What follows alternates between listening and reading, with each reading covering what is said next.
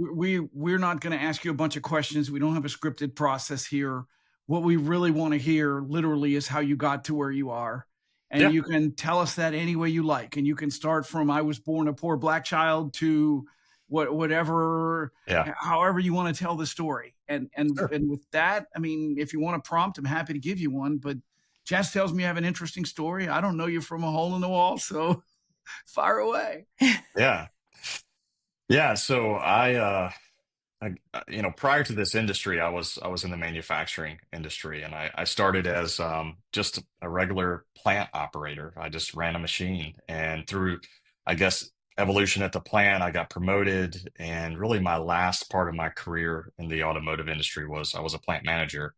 But during the last part of that career is when I started to migrate into what I do now. And what I found was, I guess I enjoyed helping people. That was probably the most satisfying of it all. Was, at the time I was just life insurance only licensed. And honestly, there was some contentious moments at the house. Like my wife did not want me to be a life insurance agent, doing my little quotations, but I told her I had like greater goals in mind, and that's not where I wanted to end up, because there is kind of a stigma with just life insurance, because you go up to somebody and say, "Hey, do you have life insurance?" They might need it. They probably do need it, but they're like, "No, no, no, I don't need life insurance. I'm good. I'm good." So really, I wanted to kind of evolve more into the planning side of things, and ultimately, that's what happened. So I started doing this kind of part time. Uh, you know, prior to leaving my job as a plant manager. So I'd get off work in the evenings. I would start meeting with families, doing some financial planning type stuff. Ultimately, along the way, picked up my health insurance license, then my Series 65. And then I did something kind of backwards that most people would say. I obtained the CFP, I passed the CFP test, but I didn't have a completed 4-year degree. So I kind of forced myself to go back to school because, if I passed the test, I couldn't carry the designation because I didn't have the 4-year degree. So I had to go back to Middle Tennessee State, finish up my degree. Did that, completed that in 2021, and then was able to carry the marks, from there. So kind of a backwards way to do it. But I guess if you haven't finished your degree and you want to force yourself to go back, hey, go test for the CFP. And if you pass it, you got to go back to school if you want to carry the marks. So, quick funny story on the CFP. So, my wife and I moved. So, as I was transitioning out of the plant manager role that I had, I did go to work for another firm in the Richmond, Virginia area. Actually, it was located in Chester, Virginia. And Isaac was the guy that I worked with. And I'm forever grateful to him because he kind of showed me how to get into the industry a little bit and kind of just understand it in general. But when my wife and I decided to open our own firm, WG Financial Group, we relocated to the Nashville area where we didn't know anybody. I didn't have any family. I didn't have anybody. So we get to Nashville, and I'm sitting at my desk, and my wife had been talking about, hey, we need to kind of differentiate you from a lot of the other advisors that are out there today. I think you should get the CFP. And I was like, okay, I'll try it. Well, we were just having that conversation. So one day she busts in my office, literally drops the books on my desk, and she said, "Here's your CFP books. I signed you up. Get to work. You're 1 week behind." And I was like, really? And she had signed me up, and I was a little bit late, and I was already basically, I think it may have been 2 weeks. I don't remember exactly, but I was behind to start with. So, yeah, that's this funny story in the CFP. So I passed in 2016, but I couldn't carry it to 2021 because you got to have that 4 year. So anyway, that's kind of the funny story behind that. It was really my wife's doing. So did your wife sign you up for your college degree? No, I had her help me a little bit get started because she was degreed, and so she kind of knew some of the ropes there. But Yeah. no, I took care of most of that on my Did own. all that. I love Yeah, it. yeah, Yeah, wow. So Jen, we had the pleasure of meeting with her on getting all of this scheduled and this yeah, conversation together. And it does sound like she does come across as someone who would just be like, "This is what we're doing," and I love it. yeah. She does. She Um, does the operational side of things in my business, and I'm the client-facing person. well, I would feel very comfortable having her as my knowing that she's carrying all the Yeah, operations of my She money clearly knows for how to get sure. things done. That's right. So she's phenomenal. I love it. that's a nice synopsis. I would argue that the move from being an automotive plant manager and a a line person in automotive manufacturing to being a financial advisor is not an everyday thing. Did you just have a Mhm. revelation? Was it something in your? I mean, was this a brain decision or a heart decision? That's a great question, actually. So I had a friend of mine in 2002. He and I worked together. His name is Nick, and I still communicate with him a lot. He's a very good friend of mine as well. So he started selling final expense, and so he left the automotive industry. Well, at that time, I have twins. I don't know if you guys knew that. I have twin boys. My twins were just born, so they were like months old at that point. And so he leaves and says, "Hey, I'm going to do this in the life insurance industry. You should come join me. It's a great field to get into, and you have flexibility." Well, I was too afraid to do it. I needed insurance for my kids. So I ended up sticking around for a few more years in the manufacturing industry before I said, you know what? It's probably not a bad idea to at least get licensed and kind of explore that field. And so I started doing that around 2005. So what I think transitioned me really into doing it full time, honestly, was the gratification of helping somebody. Now, I'm going to tell you, like, as a final expense agent, which is what I was to start with, and again, no disrespect to those who are doing it today, it's a tough job. I mean, I would knock on doors. I would work off of lead cards that were provided to me, and I would go to the door and say, "Hey, my name's Chris, and I'm with so and so, and you filled out this card a couple months ago," and I show them the signature, and they would invite me in, and we would talk about final expense. And the gratification of knowing that I helped somebody was what really drove me. The reason that was important to me is I lost an uncle who did not have any way to bury himself. So I remember the stress that my aunt was going through and how they had to raise money through the church just to kind of get him in the ground, basically. And so I knew if I could just sell a $20 policy or $25 policy enough to bury somebody, that I was truly helping a family out.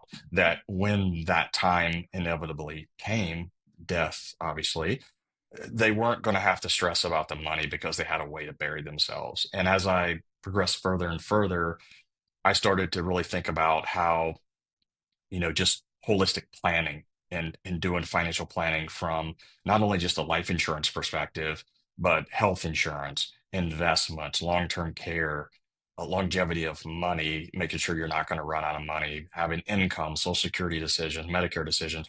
All of that began just to kind of say, oh, I could do this. I could do a little bit more to help somebody. And now that's what, like you guys, I do holistic planning for families. And I think that's how I really got started. That's what really helped me make that transition, was just the gratification of knowing I'm helping somebody. And I kind of had flexibility in my own calendar. So if my daughter wanted me to go to lunch with her at school, I could just not book an appointment or whatever. So yeah, that's kind of how it kind of evolved.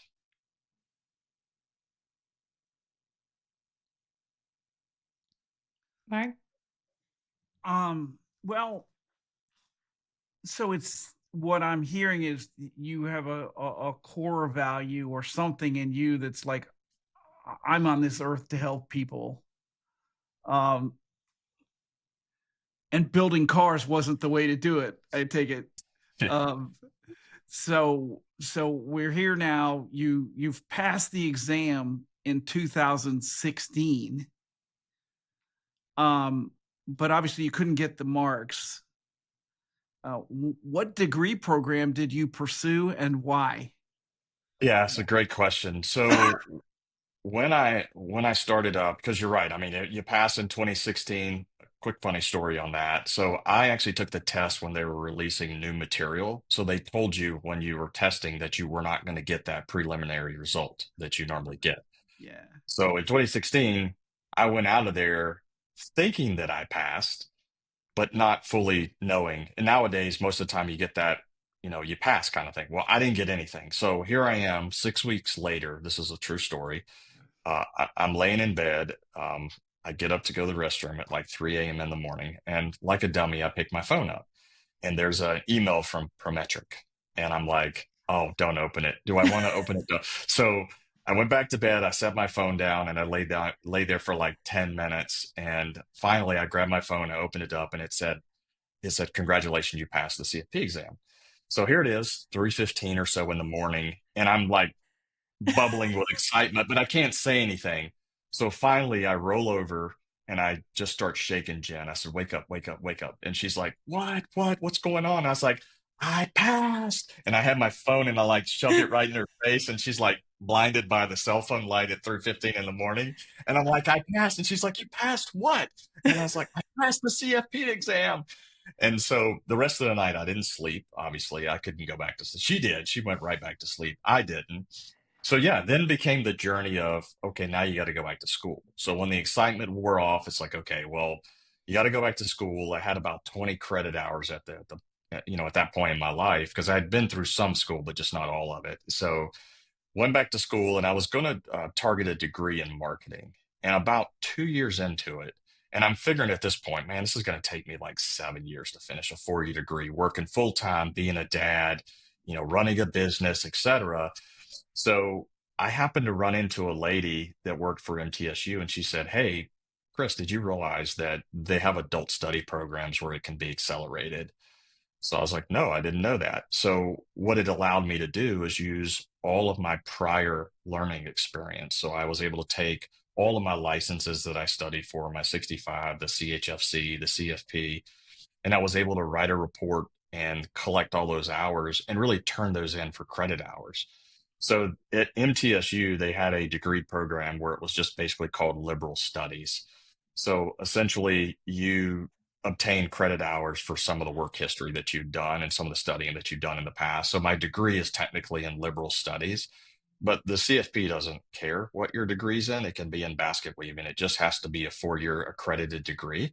And so that's what I ultimately ended up doing because I could expedite my way a little bit quicker through the degree program. And I felt like the heavy concentration of what I do is centered around CEs for the CFP curriculum in general, and that the degree didn't matter as much as the CFP studies themselves. So that's ultimately the degree direction I took. So there you go. All you listeners and watchers out there who love this business but don't want to go to college, pass the exam first, go to Middle Tennessee State. Get a, you can probably do it remotely in a liberal studies program and get 100 hours of credit for your CHFC and your Yeah, CFP I work. I think I got I think it was 30 credit hours through That's all pretty of good. the That's a quarter of a course. degree. Yeah, it is. It is. The lady told me that I was one of the higher ones, but it's, I mean, when you look at those CFP books, I mean, Oh yeah. they're Yeah. co- I they're was they're gonna no say, joke. like, how long did it end up taking you? Because you said you were staring on the barrel of 7 years or so. Yeah, it took me 5 years and Yeah, 2 months. yeah. And I had to, so with the CFP, when you pass the test, you have 5 years to complete it. And you get one time where you can email them or call them and say, "Hey, I'm not going to make the 5-year cut. I need to extend it." So I had to extend it by 2 months. I think they gave me like 3 years extra or something like that. I told them I'm not going to need it. I literally graduate in May of 2021, and I think I applied in like February or something like that. So Oh, very um, cool. Yeah. yeah, the happiest day of my life. So yeah, graduated on my birthday, and then like 18 days later was eligible to carry the marks. So it's exciting. Oh. We won't tell Jen that the happiest day of your life was not the day you got married. We won't go there. Well, yeah, she knows the happiest day is when my kids are born. The second happiest is our marriage. The third happiest is the CFP and graduation. just And just having fun. What yeah, what do you love most about what you're doing today? yeah. So the job, I think the job as a financial advisor is there's a big responsibility. I think when the normal person thinks about financial advising or a financial advisor rather, the normal person would think, oh, they're going to manage my money. But I think what I enjoy most about the job is the day-to-day interaction. There's a lot of real conversation that takes place between you and a client or you and a prospect, and money's really emotional to people. So in addition to managing money, you also have to manage emotions. And then I think the other thing that I really enjoy is you're walking through this phase of life with somewhat of a new friend that you're developing. So you have them as a client. Now they kind of become close to you because you're doing reviews and you're walking through the ups and the downs of that client situation. And so I'll give you an example. Like today before the call, I met with somebody who is now becoming a client of mine. They're transitioning as of this morning to a client. And it had been since September since I met with this individual. And the reason why there'd been a lot of stuff go on that I just wasn't privy to at the time. And so when he came in, he kind of informed me that his wife had stage 4 breast cancer and that his son was going through some difficulties and he's kind of doing a lot right now. And I wanted to cry. Actually, if I'm being really honest with you, I wanted to cry for him. Um, but being able to walk that journey with him and let him know it's going to be okay. Like I have you, our company has you on the financial side, and we'll do as much as we can on the emotional side as well. Just helping somebody, like I said earlier, is for me one of the most gratifying pieces that there could ever be. There's just a lot of satisfaction knowing that you're there for somebody and that you truly are able to help them. A great response. I'm curious about, it's funny, the idea and the kind of the concept of being a helper comes up a lot in our house.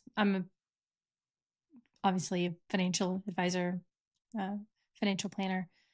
My husband's a mental health therapist, so we're both in Hmm. very, deep helping roles. Yeah, And our youngest is 12, so she's kind of lightly exploring like what she wants to do with the rest of her life, kind of thing. This right, big conversations they're not ready for, but they're ready to talk about, and start exploring. And she's mentioned many times that she, thinks she likes helping. Like she's recognized in herself that something comes alive in her, something like lights up in her whenever right, she helps. right. Um, and so we've talked about that a lot lately. And I was just like, when you were talking about that, I was just curious if there was a moment in time that you could reach back to where you first realized that you really like helping people. Because for me, I don't think it was 12. I don't look back that far. It was much further along in my journey before I figured it out. You know, this is a really good question, actually. I never really thought about it, but as you're asking the question, I was kind of formulating like, when was that? So for me, it was early. I did come from a single parent home. I have a great relationship with both my parents now, but they divorced, and in the '80s, divorce wasn't very common. So I grew up with not a lot. So really, I guess in an early age, I learned how to work, and work kind of became my escape. I mean, shoot, I would say even today it's still somewhat of my escape. But early on, I learned how to work. I wanted to make money, and there was this time where there was this lady that would come into Kroger where I worked, and I would always bag her groceries. And if I'm being fully transparent, she tipped really well when I take her groceries out. So, but this one time she came in and her son, and it still makes me sad to think about today. He was in a full lower body cast, so legs from the waist down in a cast. And I remember asking like what happened to him, and a display at another grocery store fell over on him. So I became really close. Her name was Susan. So I became close with Susan. And every time she would come in, I would ask about her son and she would, just kind of check on the progress and all that. And I'm talking like this kid was probably 2 years old. Like he was very young, maybe three. Um, so there was one time that, I took her groceries out. Obviously he's in the cart and I just felt like a strong compassion for just loading her groceries. And as simple as that sounds, it was no longer about the tip because she tipped really well. It's now because her son, she's having to deal with him and this lower body cast and, loading up her groceries. And it was actually during one of those loads that there was a load of applications in the back seat of her Honda Accord, and they were Delta Airlines applications. And it turns out she was the hiring manager at Delta in Atlanta, Georgia, and ultimately got a job at Delta, making a lot more money at Kroger. So I think when you do good things for people, out of the goodness of your heart, because biblically, I believe that's, the Bible talks about being a cheerful giver. That can be financially, that can be given of yourself. My compassion, for helping Susan at that time ultimately led me to land a job at Delta right out of high school. Again, I didn't go to college right out of high school. Um, it helped, and it kind of opened up those career paths that would ultimately lead me to where I am today. So I think it was around 18 or so that I think I realized I had a pretty strong compassion for helping people, and just the heart, the compassionate heart side of me. And it's still with me today. Like I was saying earlier, the story I told you. I mean, it's incredibly sad to hear when somebody's sick, especially in your client base. You become close to these people, and they become really part of your financial family, so to speak. And it can be tough. Mm, that's such a great story. Thanks for sharing. I So how did you get from Delta to the automotive business? That little part you left out when we Yeah. got started. Not to mention you left out how you got to Delta, which is a wonderful story. Yeah. So I Well, have a two-part question. How'd you get from Delta to the automotive manufacturing business? And from manufacturing, which was your primary career, obviously for a number of years, right. probably 20 or so, I would guess. Right at 20. Yeah, you don't get to be a plant manager overnight. What? How did you get there? And then what did you take away from there that helps you be a better advisor? Yeah. So how I didn't teleport from Delta to be in a manufacturing. What happened was when I started at Delta, I was on midnight shift. So I was working, I think it was 12 to 8. So I was there all night, which that wasn't so bad because you could sleep during the day. You still had the afternoon to do stuff. But the second year that I was there, I got switched to second shift. So I was working 3 p.m. to like midnight, if I remember right. And for me, I just hated that shift. I had Tuesday, Wednesdays off, and I didn't like it anymore. I was thankful for the job, but it was eating up a lot of the time as a young person where I felt like I could be out doing other things and I didn't have any weekends off. So I went and applied for a job at a manufacturing facility. So that's ultimately how I transitioned. So they hired me in as an operator. And to your point, it was about 20 years, close to it, that I was in manufacturing, and I did many different jobs. So I did, the operator job, supervisor, assistant quality manager, operations manager, and then plant manager with another company. So it was actually with two companies during that 20-year time period. And so that's kind of the progression, uh, I guess, in manufacturing. But there came a day where I was working a lot, at the tail end of my manufacturing career. I was working with families in the financial planning in the evenings, and my wife literally told me, we just got back from Disney World. This is 2011 when I made the final jump to do this full time. Uh, my wife told me, "You're never home and something's got to give." And I said, "Well, I'm glad you said something because I have my notice typed up already and I'll send it to you. And if you approve it, I'll turn it in today." So in August of 2011, I turned in my notice of manufacturing, and that's how I made the full jump to a salaried position with bonus as a plant manager, to being basically independent on my own, creating my own money and salary and health benefits and all of that. Kind of scary, very scary. You went People thought I independent was, immediately. What did you take away from being a plant manager in all your prior experience to yeah, running your own RIA? yeah. So I'm actually still an IAR at this point underneath Okay. an RA. So, yeah, so I think the thing that I've carried with me is I have real world. I know what it's like to sit across the table from someone who's busting their tail day in and day out in manufacturing or whatever job it may be. I've walked in those shoes, and understanding benefits of a corporation I think helps. But I think just the relatability aspect of it, to where I've done what you're doing to some degree, and Right. sometimes to more degree than what they're currently doing. So being able to relate with them and really understand it, that I wasn't born with a silver spoon in my mouth, that I grew up, we didn't have a lot. I had to work for everything that I currently have today. And then sitting down with families and just being able to relate with them, I think is the biggest part of it. Being a plant manager also, you could probably relate to this. When you have the CFP study books, you have the textbook of how you're supposed to do things, how they want you to do things. But hey, when the real world hits, sometimes you got to make some modifications. We had to do the same thing in the plant. We would have a blueprint of how a part is supposed to be built, and then we would have to do all of these engineering changes to make the part actually function in the real world for people that were going to buy the car.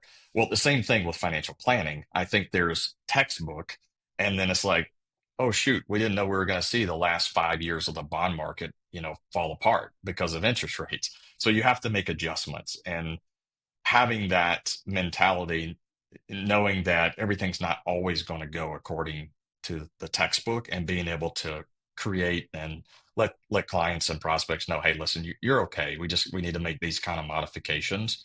And those are the same types of things I had to do running the plant. You're constantly having to make modifications, in the plant. So that's probably some of it. Hmm. Here's a question for you. How long was it before you looked in the mirror and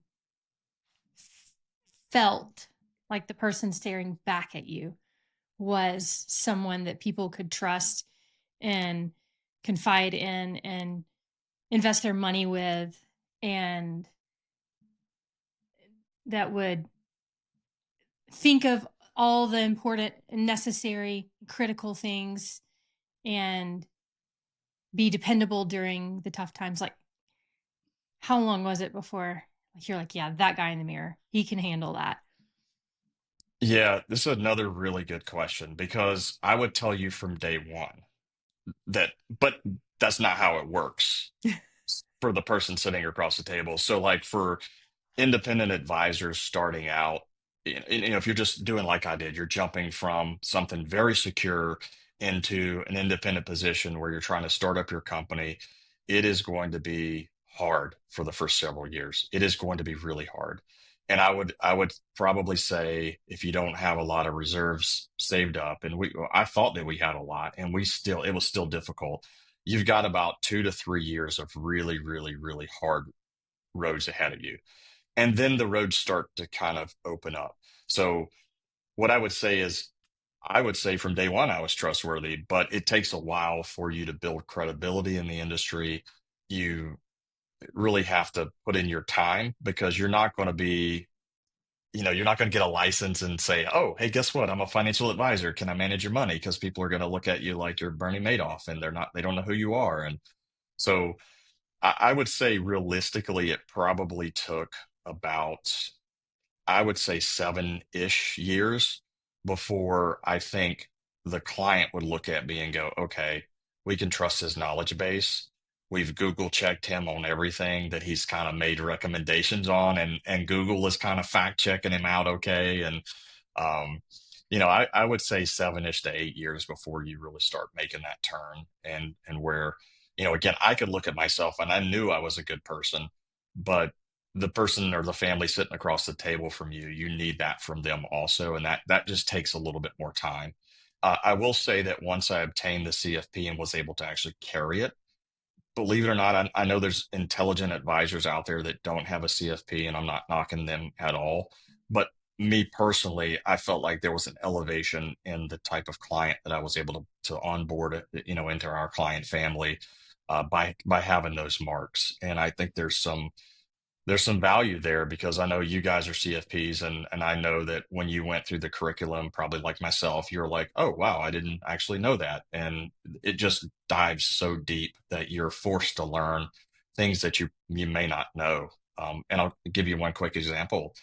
Shortly after I passed the test, now again, I couldn't carry the marks, but shortly after I passed the test, I met a widowed female with five in her 50s. She's 50 in her 50s, just five minor kids. So if I didn't understand the Social Security maximums that they could get as a family for each kid, I might not have been able to onboard her as a client and actually help her. But because I've just been through the CFP curriculum and I understood, oh, there's a family maximum and this is how much you're eligible for, and we can do this. And pretty wild story, but it just, I wouldn't have known that had I not been through the training at that point. So, um, Yeah. The CFP for me was,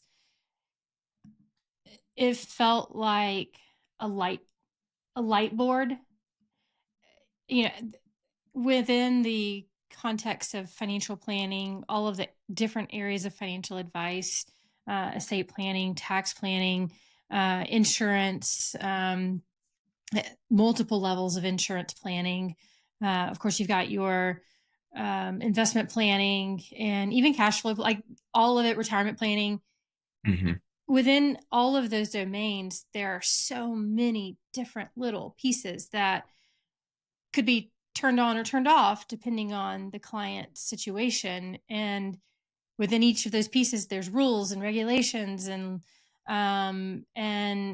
triggers and all of these other different options. And what I felt like the CFP did for me was take that light board and over time switch all of those lights on so that I knew if we were doing retirement planning, all of these things were considerations. Now, I may Right, not know off the top of my head exactly how to calculate that number without right. having to Google that formula, or I may not know off the top of my head exactly what the IRS rules and regulations around the limits or the Yeah. brackets or whatever are of that number today, Hmm. Hmm. since they change them sometimes more than once a year.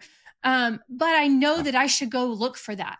I know that Right, that's the thing. I know that that right, exists, and I know that it's important to your, you know, to your point about the female with 5 kids. You knew that it was a thing for right. her to have a Social Security benefit for those kids. Could you Correct. calculate it in your head?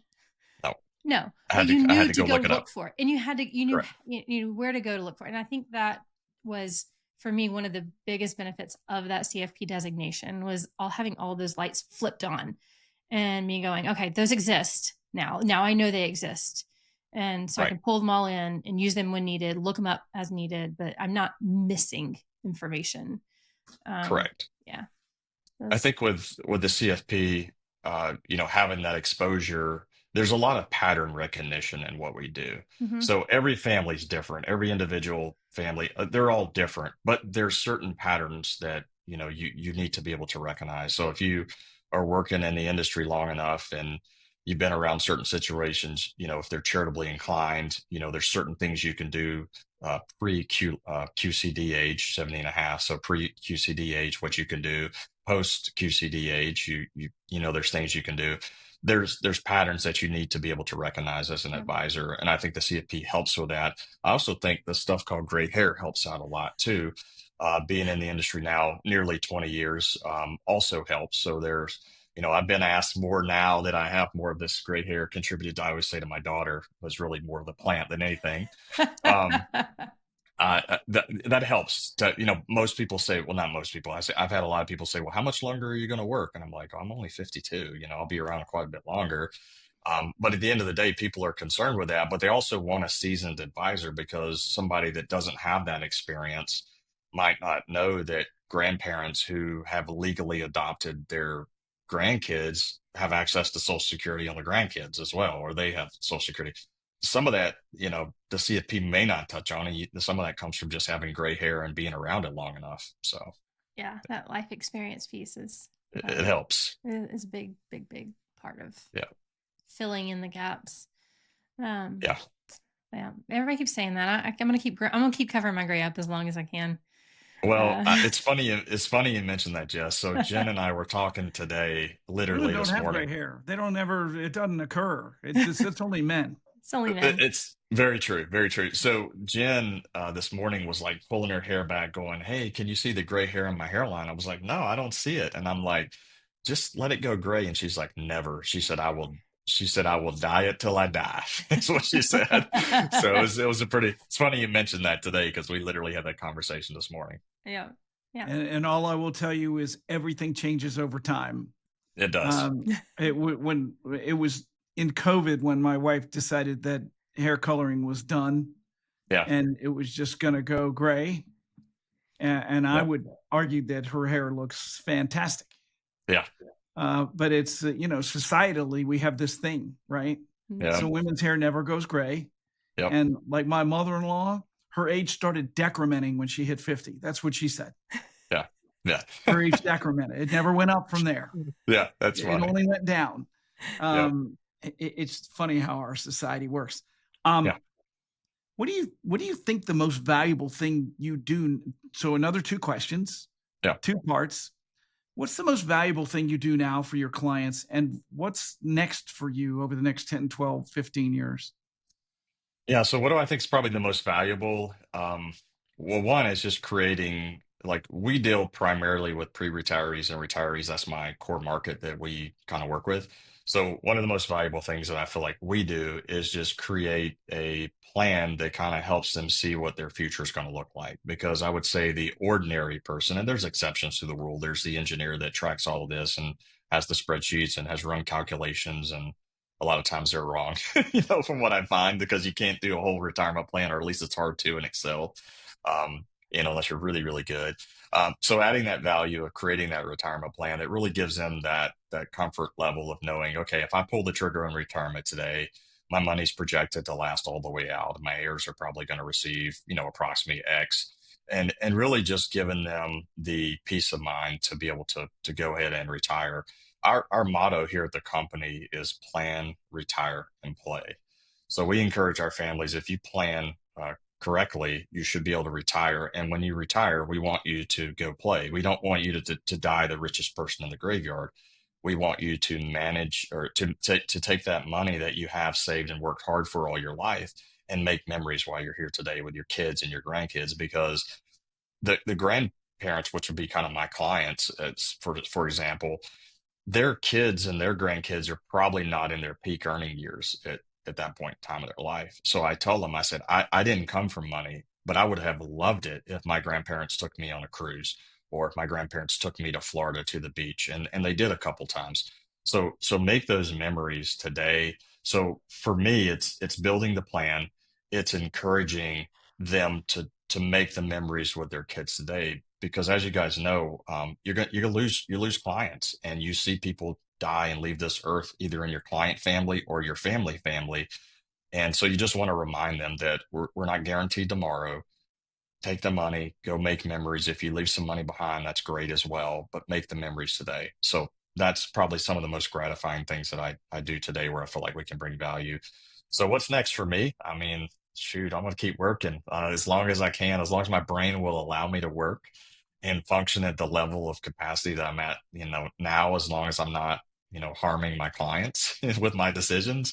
I'll keep doing it for a while. I mean, I've got at least another decade in the tank, and my sons will come into the business in a few years, or actually not a few years, probably less than 1 year, when they finish up college. So they'll come in and start working in the business, and it'll be, some family in here, and we've got other employees as well. So, yeah, I don't know, 10 to 15 years, I'm probably still working to some That's degree. great. I was just about to ask about the kids to see if they had showed any interest or Yeah.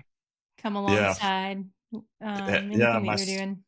My sons have, my daughter's like, Dad, I'm cutting hair. I don't want anything to do with the business. I just want to cut hair. I'm like, okay, that's fine. No problem. Hey, that's no shade. They make some good money Oh yeah.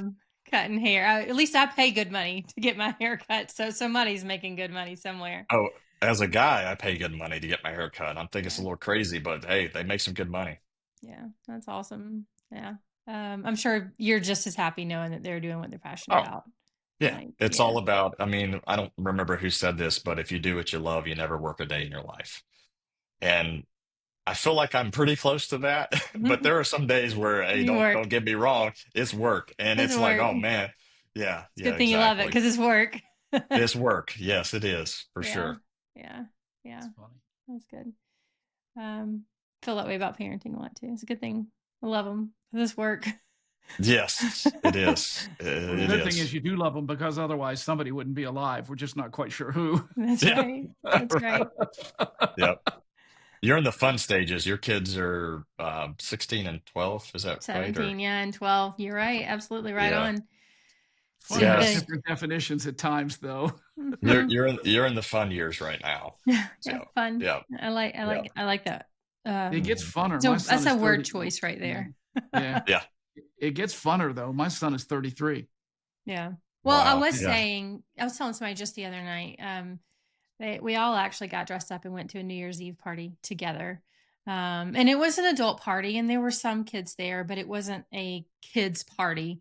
Yeah. It was at some friends of ours who were hosting a New Year's Eve party, and it was the first time that, because we all got kind of like cocktail party dressed Yeah. up, and it's the Yeah. It's first time that fun. we ever did something like that as a family. And Yep. it was just a glimpse of like, okay, this it's Yep. not it's not always fun, but when it's fun, it's like really, really fun. Yeah. Yeah. My sons are home from college right now, and it's just been a joy having them around. They're like I said, they're 22, and you're able to just have different conversations than you have at say 12 years old. So Yeah. the Yeah. 12-year-old conversations, don't mistake it. Don't let that time pass you up because we can't go back and get time. That's obviously one of our most valuable assets, not only from an investment standpoint, but from a family standpoint. So Yeah. like soak up these years, don't rush them. But, you know, Mark, you said yours is 33. Those, those years will tick off and you can't go back and get the 12 and 13-year-old time frame that you're going to wish you could at Don't remind times. me. Yeah. I've begged her every single year that she's been alive not to get older, not to have a Stop. birthday. Stop. Every Yeah. year, Stop. Yeah. I ask her what I can do to get her to not have another birthday. Yeah. 'Cause I'll give you anything in the world if you just won't turn into Right. whatever age is next. I Yeah. told you that the other day, Jess. Don't get older. It's Yeah. hard. Getting older is hard. Yeah. Yeah. So, mm, So both of your sons are coming into the business? They are both will. Want to work as an advisor, want to work more on the operational marketing side. that's very cool. Interesting. Yeah. Uh, how did those conversations go? Was that something that you started? Did they bring it up? How did that work? Yeah, so one of my sons, Christian, he kind of had a passion for this as something he wants to do. And then Caleb didn't really want to be an advisor. He's more, call it introverted, but not completely, but he's more of an introvert for sure. So he's a computer science major, so he'll come in and do some of our digital stuff. He'll be kind of more on the marketing, and we're going to kind of groom him on the operational side, to where numbers, kind of looking at the business from a business standpoint, and that way we can have him kind of on the operational. Christian will be, an advisor and learn up underneath me and a couple other advisors here at the firm. You So, and Jen can just sell off into the sunset. well, I don't know about sell off into the sunset. It'll be a little while, but so having that conversation Love with it. Christian was easier because he kind of wanted to do it. Caleb, I had to just I told him, I said, listen, whatever you decide, I'm totally comfortable with. If you want to be like Ellery and do your own thing, and you want to, do computer programming for a company, that's fine. We have an opportunity for you here at the company, but it's completely up to you. So about a month ago, actually, Mark, we finally just talked, and I said, hey, I'm not trying to apply pressure, but have you thought about it? And he's like, hey, Dad, I think I want to work with you and Mom. And I was like, hey, that's fantastic, because we could use his brain power because he's incredibly intelligent.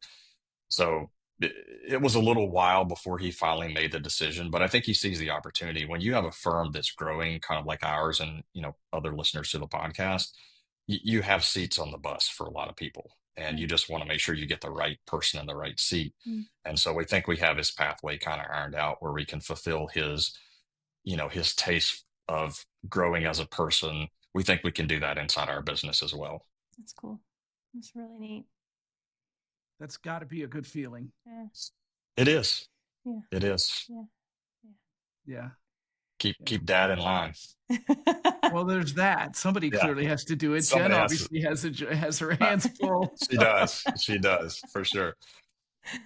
What So I else? just want to trace all this. Did you grow up in the Atlanta area, or where did you actually grow up? Yeah. So I grew up in a small town called Conyers, Georgia. Okay, from So Conyers, yeah. it's about 30 miles east of Atlanta. I'm about an hour away from Augusta and Conyers. And I grew up in Conyers Conyers and Covington. I was there for like 26 years of my life. Yeah. And then started moving around with the auto industry to Detroit, back to LaGrange, Georgia, which is where my sons were born, and then up to Indiana, then over to Virginia, and then now we live in the Nashville, Tennessee area. Yeah. And how did you and Jen decide that Tennessee was going to be the place? It was God's providence, actually. Like literally, we had Yeah. looked at all these other locations. I was working with someone, and I had a non-compete where I couldn't work within like an hour or 100 miles or something like that of the office. So we pretty much decided we were just going to relocate to another state. And I received a lead um, from a client in Virginia to a lady in the Nashville area. It was her aunt, and she wanted to meet with me. I did some phone consultations with her and then actually flew out to Nashville, and I landed in the Nashville airport, and I saw the carpet that they used to have in B&A, and I was like, oh, this is kind of cool.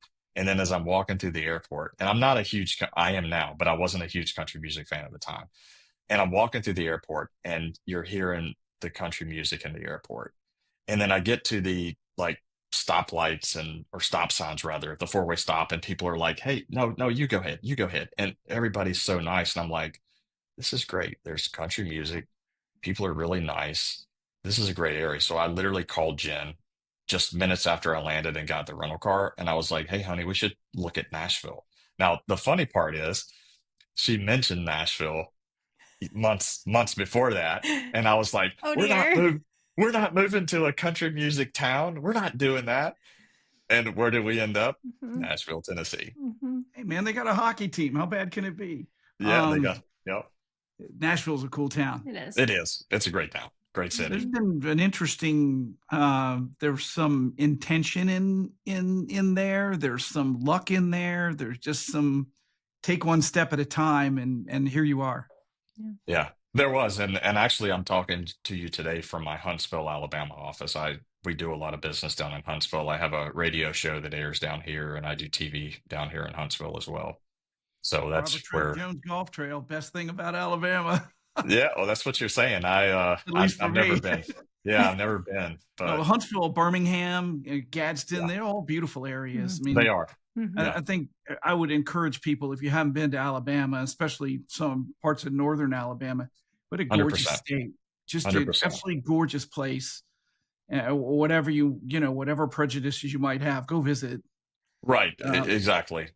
Because we went you're, there the first time to play golf. Well, the reason why we originally went there is my son was a space geek, and mhm, so we took him to space camp, yep, right? yep, And we decided that we would try the trail because we're like, look, that's a 13-hour drive from Richmond.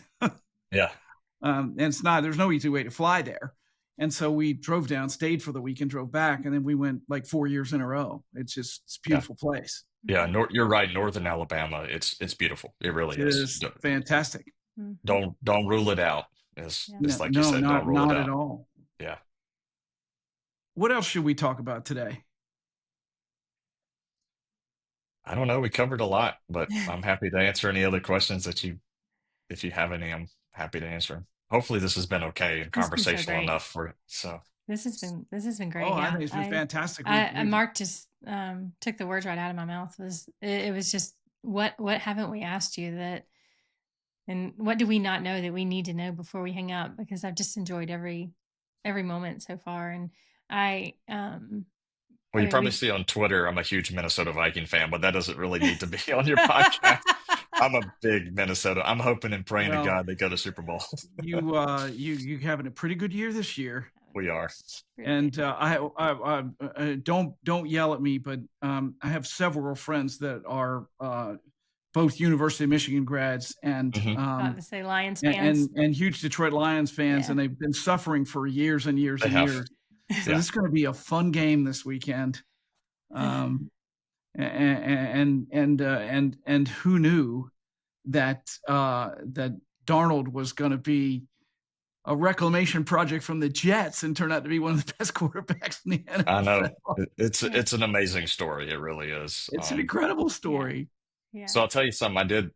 I bought my plane ticket to New Orleans the other day. Mm. So if they do make it, I have a plane ticket to go. I will go to the Super Bowl. I will, no matter what the ticket cost is, because I've been a fan for about 43 years. So I'll be 52 in May. Wow. So this is something that I wait on every year. And I've always told my parents, that I'll go. my daughter says, "Daddy, you're going to be dead before they win the Super Bowl." So I hope she's not right. But yeah, if they go this year, I did for the first time in my life. This year, I did buy a plane ticket, knowing I could cancel it, right? So I can always Yeah, cancel a or ticket and what? put the Yeah, miles, yeah, put the miles back in my account. But I did take the step because I'm pretty confident we're if we beat Detroit, we'll be the odds-on favorite to win it. So I want to be there. That's awesome. amazing. I love that. I love Yeah, that bet. I love that bet. yeah, Um, yeah, and I can tell you it'll be 100% worth it. I grew up in the DC area, so I was the Washington fan. We had yeah. season tickets for 50 years, um, John and Riggins. well, yeah, well before that. Yeah. But in any case, the first Super Bowl that I was really old enough to go to. So this was I guess the 72 team. I was 15. Mhm. But we didn't go. This was, Pasadena. And I was like, the next one I'm going, I don't care what it is. Yeah. And it's a wonderful experience. You will enjoy it. It's worth every second. And on the, client conversation, I had a client call me a couple of years ago. He's a UVA fan, big baseball fan. Hmm. And of course they got to the College World Series, and he and his wife called me, and it was like, we're thinking about going to Omaha. It's going to cost, a gazillion dollars to them. And I was like, that's an experience you may never have again. Yeah. go. You can afford to Yeah. do it. I This, get it that spending the money bothers you, but I promise you can afford to do it. And to this day, he's like, I'm so glad we did that. Who knows we'll ever do it again. yeah, I think for me, it's a bucket list item because it's Right. my favorite team I've been a fan of. But even in retirement, I think there's bucket list items that they're afraid to spend the money. They don't want to Of spend the course, money yeah, 100% true. Yeah. because there's this psychological thing that happens when you retire. You retire and you're like, oh gosh, I've just turned off the faucet of income, which is your job. And Right. you're thinking in your mind, oh my gosh, do I have enough to make it till I pass away? So we know when we're going to retire, like most of us do, unless we're, Right. sick or something like that. We could say, okay, I'm going to retire at 64, 65 years old. The problem is we don't know when we're going to die. So the biggest Right. fear is, oh my gosh, do I have enough money to make it all the way through? So there's just a lot of psychology involved with retirement. And that comes to spending money because for 20, 30, 40 years, you've literally been pushing money into your retirement accounts. And now you have to do something that feels awkward, which is take money out of the savings that you've been saving for. And that for a lot of people, I call it retirement rhythm at my firm. It takes a little while to develop what I call that retirement rhythm, where you really get into living retirement to the best of your, ability, like you really should, because it's awkward to get up and not have to go to work. Like you've got to fill your day with other stuff, and that could be volunteer work, that could be the gym, that could be hanging out with your spouse. We always tell people don't retire to your couch or you'll retire off this earth early if you retire to your couch. So it takes a little while to get in that retirement rhythm and kind of get into overcome some of that psychological impact that retirement has on people. So bucket list items are important. People should be trying to do those, and you should try to do them early while you're mobile and you can do them. Yeah. Yeah. I have a neighbor. She's not my client. She's would be my ideal client, like just right the kind of client that I love working with. But she's my friend, and that's just not the relationship that we have. She has an Yeah, advisor that she's had for, I don't know, maybe 30 years that she loves and trusts, and was her husband's advisor before he passed. And yeah, but I see my role in her life as to just her advisor encourages her all the time to spend the money that she has. Like, he's yeah. wonderful. I don't know who he is. I love you, guy. I'm so glad you are her advisor, because every time she calls and tells me she's going to call you and ask for money, she says you say yes. And I'm so glad, because I know she's got it. But Yeah, I'm just this little bird in her ear on this end going, do it, do it. do it. She's telling me her friends are wanting to go to France for a wine trip. And I'm like, do it, do it. Yeah, I just yeah. keep chirping at her to go do and be and plan and just enjoy her life. Cause I know, to your like you're exactly right. This is, she can, and that is what this time of life is about, 100%. about it, to explore and to maximize as much of life as possible for yourself and those you love and the ones that are inside your care. Um and so I think I don't know. I knew I already liked you. Um and And I just The, like you more now. It's so good. This is the, such a great conversation. the, there's a lot of baby boomers that are going to wake up at age 80, 81, 82, and they're going to look back and they're going to wish that they had done a little bit more, but they were afraid They were because afraid. either they couldn't overcome that psychological impact that I'm talking about, or maybe they didn't work with somebody that kind of validated that they could do it. But that is the unfortunate reality. There's going to be a lot of people wake up and go, man, we should have spent more of our money. We really could have, and we were too afraid. Yeah. Yeah. Yeah. I Well, agree. there you go, folks. Life lessons from the masters. I Listen, that's all don't. very good advice, Chris. I've been sitting here thinking, for the last 15 minutes, Chris is a really good advisor. Thank you. I appreciate Forget that. what the numbers are and all that stuff. You're a good advisor. Thank you. Those life lessons are valuable. The experiences, I can attest as I, age, that the experiences are what matter. Hmm. And you're counseling people to enjoy those, right? Right. There's a Warren Zevon album, Enjoy Every Sandwich. I don't know if you're a music fan. I am, but Um, I'm not familiar with that one. well, he wrote that when he was dying of cancer. Okay. Wow. And so, you don't know when those things are going to happen. Mm-mm. All you know is the time you have today. Yeah. And Yeah. unless you know something Einstein doesn't, we ain't manufacturing no time. That's right. No, that's exactly right. I tell you, honestly, one of the hardest parts of my job is not the financial planning aspect. It's not the call it the counseling or whatever, that you're going to be okay, spend your money. It's when a spouse dies. And Yeah. the hardest part is if it's a female spouse that dies and you hear a man crying. Like, I think as a male, we we kind of we expect females to be a little bit more emotional, and I'm not trying to sound sexist or anything like that. I think that there were a lot of people just say, "Oh, females got to be a little bit more emotional." But let me tell you, Great. one of the things that's hardest for me, and I'm thinking about like one of my more recent ones here in the past 3 or 4 months, is when I called him and he can't hardly talk, and it's this I call it ugly crying, when you're like heaving and can't hardly breathe crying. To hear a man do that, dude, it just rips my heart out. Like, it just rips my heart out. Just because that he's broken. His best friend is, gone on, and he's now got to do this journey alone. And I had one of my other male surviving clients tell me about 2 years ago, as he's crying, he's like, Chris, you know what the hardest part about this is? And I'm like, I didn't know what to answer. Because I don't know. And he told me, he said, I got to think about doing retirement all by myself. I have nobody to do this with anymore. And I've planned all my life, and now my wife is gone. And the whole time he's crying, and I'm just listening, because that's all you can do at that point. I mean, you probably don't have that experience of losing a spouse, or at least I don't at that point.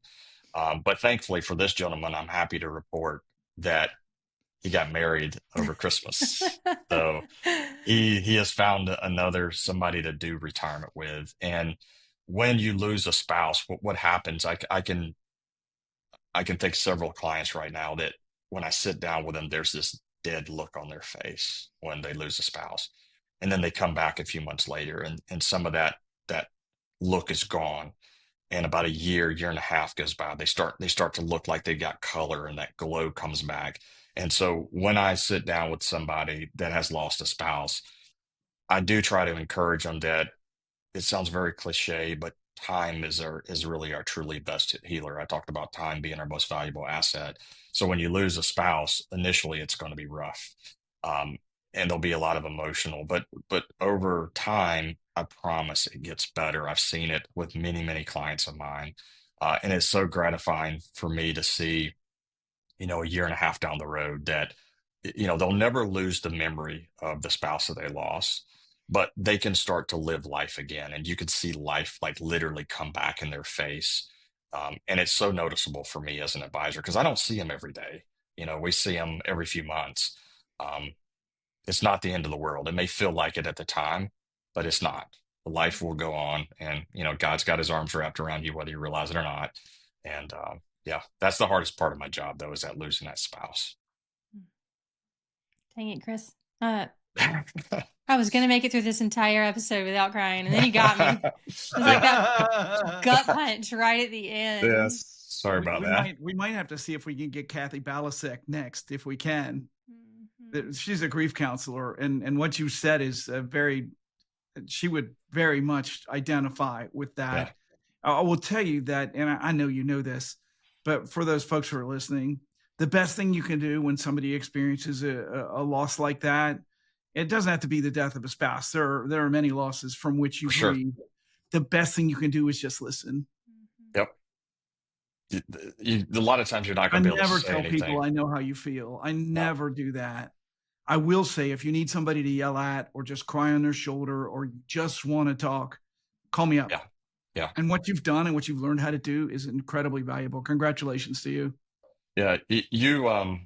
Even if you've lost a loved one, right? You may think you know how they feel, but you truly don't know Yeah. how they feel, how they're processing the emotions. And a lot of Right. times, like you said, it's just listen, let them talk to you. Yeah, it's a rough situation, but there is light at the end of the tunnel, and it does get better. So good for you. Mm. Jess, anything else on your mind? I'm now puddle, so I'm Chris, thank you for taking some time on a Friday. Yeah, you're welcome. And you're not even at home, so presumably you're getting on an airplane and flying home or something. No, we drive home, but we're about Oh, an hour. okay. We're about an hour and 40 minutes from home, so it's a Well, that's drivable all it distance. is an hour and 40 minutes from Nashville. Not far. Okay. Yeah. Well, there you go. So I hope you have a fabulous weekend. Thanks for joining us. It was a wonderful conversation. Thank you, Chris. Yeah, awesome. Great to talk to you guys. Happy New Year and have a good weekend. Pleasure to meet you, sir. You too. Take care.